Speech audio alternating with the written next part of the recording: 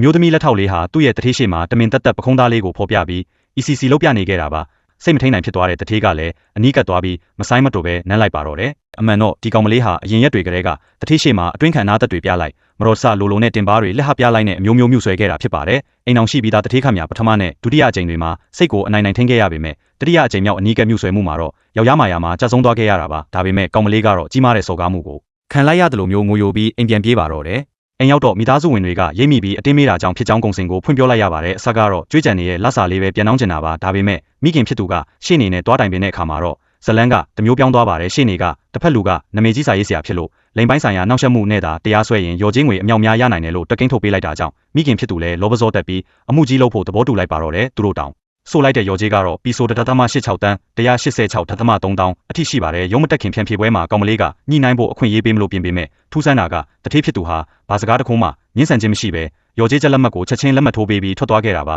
ဒီလောက်လွယ်လွယ်ကူကူနဲ့ငွေမြောက်များပေးလိုက်တဲ့တထေးရဲ့ပုံမဟုတ်တဲ့လောက်ရကြောင်းတရားသူကြီးတင်မကအမျိုးသမီးလက်ထောက်ပါထိတ်လန့်သွားခဲ့ရပါတယ်နောက်မှတိလိုက်ရတာကတော့တထေးရဲ့လွယ်လွယ်ကူကူအရှုံးပေးမှုနောက်ွယ်မှာကြေကွဲစရာအကြောင်းရင်းရှိနေခဲ့ပါတယ်တရားရုံးကပို့လိုက်တဲ့လိန်ပိုင်းဆိုင်ရာစော်ကားမှုစင့်ခေါ်စာဟာအလွဲလွဲချော်ချော်နဲ့တထေးကတော့လက်ထဲကိုအရင်ရောက်သွားခဲ့တာပါတထေးကတော့ဟာမူလကတည်းကစိတ်ကြယောဂပြင်းထန်ခံစားနေရသူဖြစ်ပြီးလင်ယောက်ျားရဲ့အရှုပ်တော်ပုံကိုမြင်လိုက်ရတဲ့အခါစိတ်ဝေဒနာပုံမဆိုးရွားသွားခဲ့ပါတယ်နောက်ဆုံးသမီးလေးကရေချိုးရင်းအတွင်းရေးမှုမမနဲ့ဆော့ကျင်တယ်လို့တကြီးကြီးပူစားတဲ့အချိန်မှာတော့သူမရဲ့စိတ်ဓာတ်တွေအကုန်ပြိုလဲပြီးစိတ်လွတ်သွားပါတော့တယ်အချိန်နဲ့သမီးလေးကိုရေချိုးကန်နဲ့နှစ်သက်လိုက်ပြီးသူမကိုယ်တိုင်လည်းဆေးတောက်ကကိုတက်တည်သွားခဲ့ပါတယ်တထေးဖြစ်သူအိမ်ပြန်ရောက်တဲ့အချိန်မှာတော့ဇက်လုံသွားခဲ့ပါပြီတထေးခမတညတဲ့အတွင်းမှာပဲချေရတဲ့ဇနီးနဲ့သမီးလေးကိုဆုံးရှုံးပြီးဘဝပြတ်သွားခဲ့ရရှာပါတယ်ဒီဘက်မှာတော့တွေးအေးလာတဲ့ကောင်မလေးရဲ့မိသားစုဟာတထေးစီကရလာတဲ့ရော်ချင်းငွေတွေနဲ့ပင်လယ်ကမ်းခြေမှာပျော်ပျော်ပါးပါးကြီးပန်းဖြေနေကြပါတယ်ဒါပေမဲ့သူတို့မသိတာကတော့ဘဝပြတ်သွားတဲ့တထေးဟာအမောင်ထဲကနေသူတို့နောက်ကိုထက်ချက်မကွာလိုက်ပါလာခဲ့ပြီဆိုတာပါပဲကောင်မလေးဟာအဝေးကနေတထေးရဲ့အေးဆက်ဆက်အကြည့်တွေကိုလက်မြင်လိုက်ုံနဲ့တင်